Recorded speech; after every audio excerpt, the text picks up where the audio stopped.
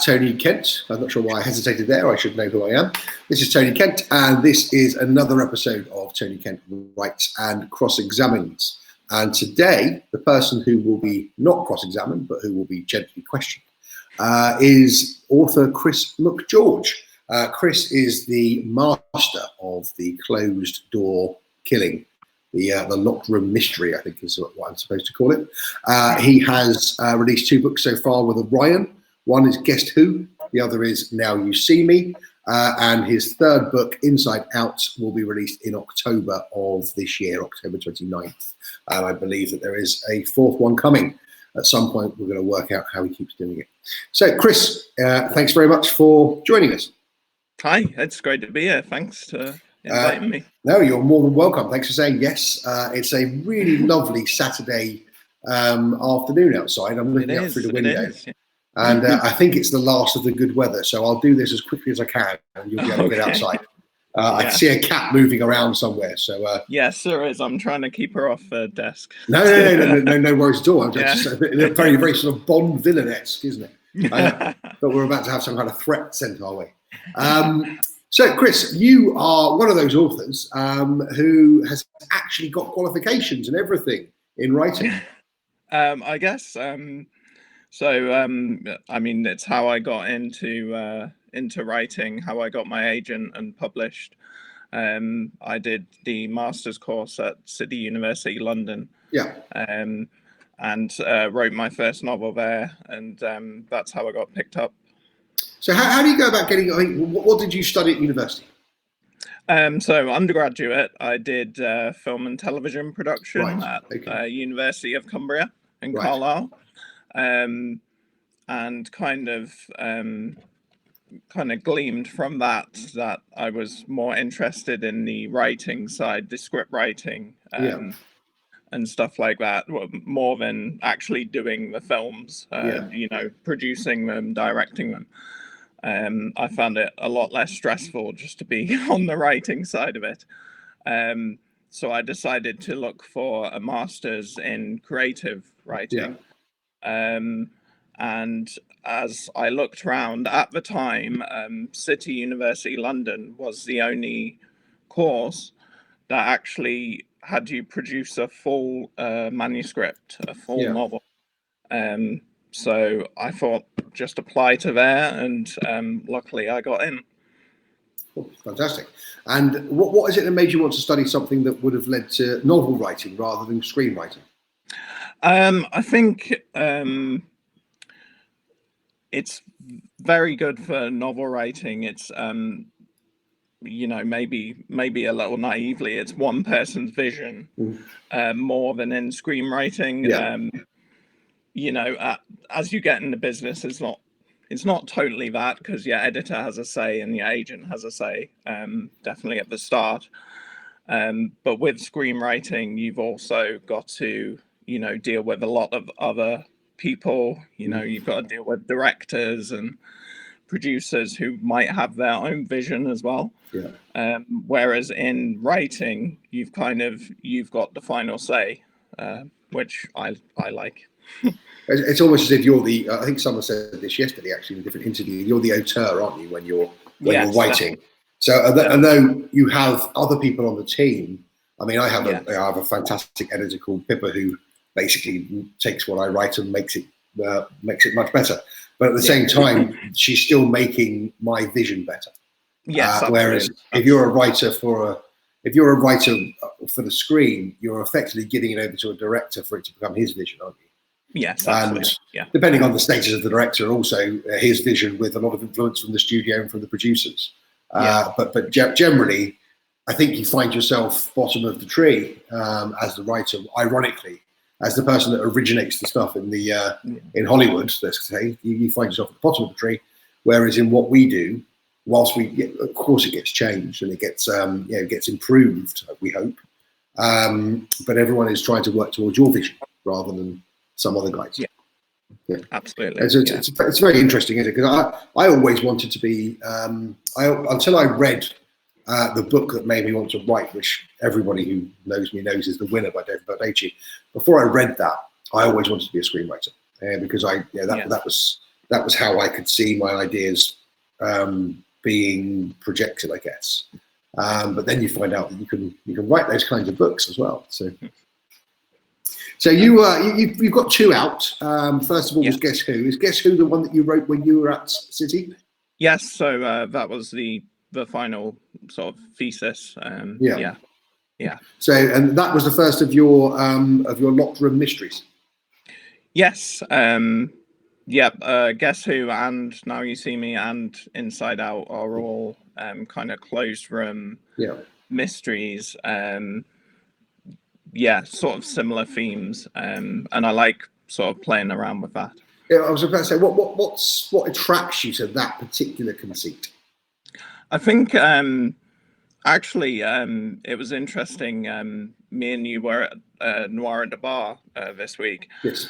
And the idea of the bottle episode came up. Yeah. And that is actually what intrigues me a lot more than Locked Room sometimes, because sort of that kind of idea sort of in television where you have one location and you have a set number of characters and you kind of have to make a story around that, and you kind of have to deal with those kind of parameters, really. And I think, you know, it's interesting for me to just try and challenge myself and just kind of challenge the story to make something like that. So I thought that was really interesting. I hadn't actually thought of bottle episodes and stuff until I heard it come up, and I thought, oh yeah, that kind of clicked with me. Yeah, you realised what was really inspiring you. Yes, yeah. It did something similar to me, actually, Chris, because I've been asked to write some short stories, and I've never done that before. I've got no idea. I had no idea where to start. And then someone referred to a bottle episode, and I think, if I remember rightly, you and I'd be honest, I got slightly drunk by this point because I was reading last at Noir at the Bar on that night, I didn't know how long I had no idea how long it goes on for. So my wife was very kindly and very helpfully refilling my vodka glass and half a bottle of vodka down. It was my turn to speak. But then, if I remember, the reason I mentioned that is because my memory might be hazy. But I remember the question was, what's a bottle episode? I think you and I knew, and I think everyone else was explaining it actually incorrectly. No, someone said it was a euphemism. Or and reality episode, just so anyone watching knows, is effectively you have, let's say you've got 24 episodes in an American TV show. You have a certain amount of budget. It's supposed to be the same budget for each show, but in order that you can have some budget left over for later shows, every so often you'll have an episode that's in one location with a minimal number of cast, and it keeps the cost down. It becomes more like a play. And then you've got however much extra to throw at the finale. I mean, it's an American concept, isn't it? I think it started. I think it started with Star Trek. I think Star Trek was where it's the very first bottle episode was in Star Trek. But anyway, going off on a tangent.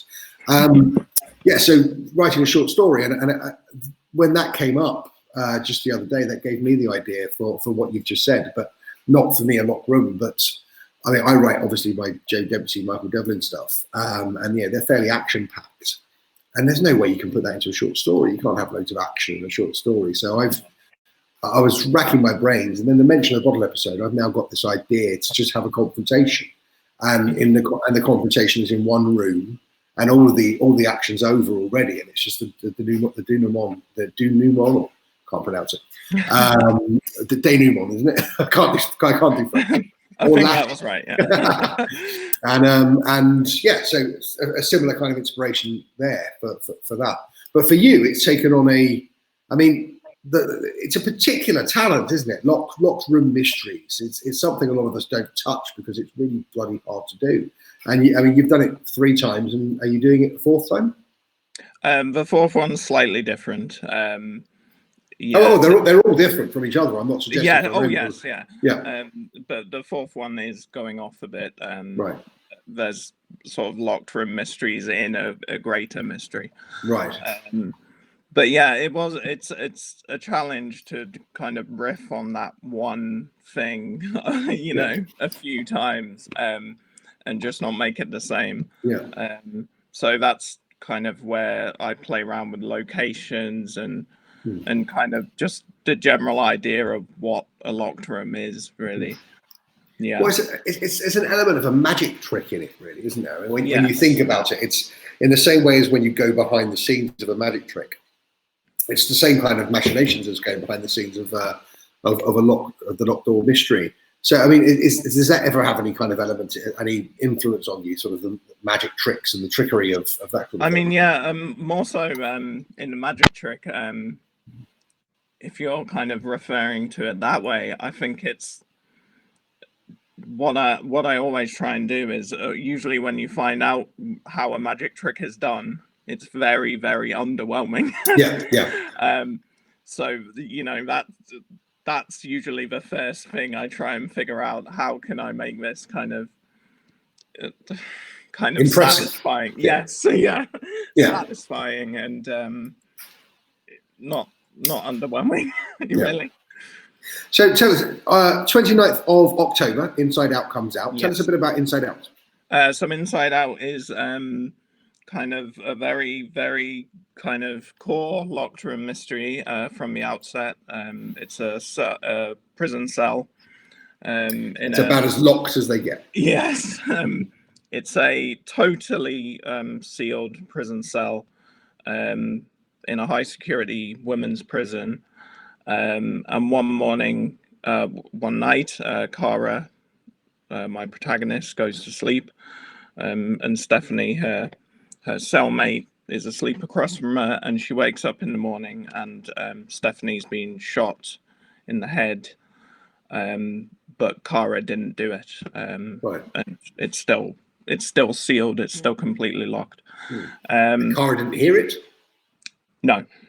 Right, that's which I imagine will be another mystery. How it is she hasn't heard it. Yeah. So yeah, kind of. It's been leading up to this, you know, prison cell. I think. You're getting smaller and smaller and smaller until yes. This is as locked gets. Yes, maybe that's why next time I'm going a bit off script and doing something else. Yeah, so something a little bit. Well, I don't want to say less challenging, but I mean, yes. God, it must be. It must be so challenging to make this work every time. Yeah, I mean, a lot of kind of thought goes into it. I mean, the central locked room is kind of planned, whereas, you know, obviously, as you would know, there's a lot, you know, around a mystery that you have to do with characters and things like that. I mean, you can't just have your central mystery. You need to have exactly. You need to have a character that goes on a journey. So where did Cara come from? Cara kind of just came from.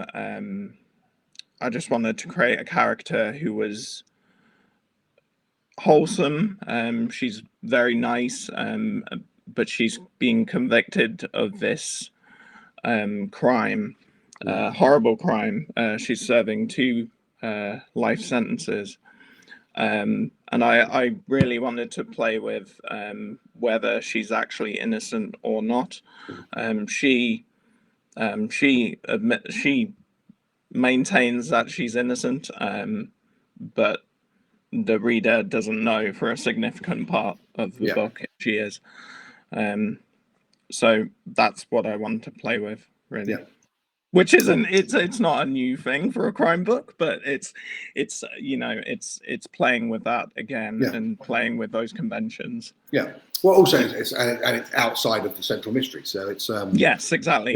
Yeah. So it's adding on to, you know, building up this story, giving you even more problems. Yes. Yeah. Exactly.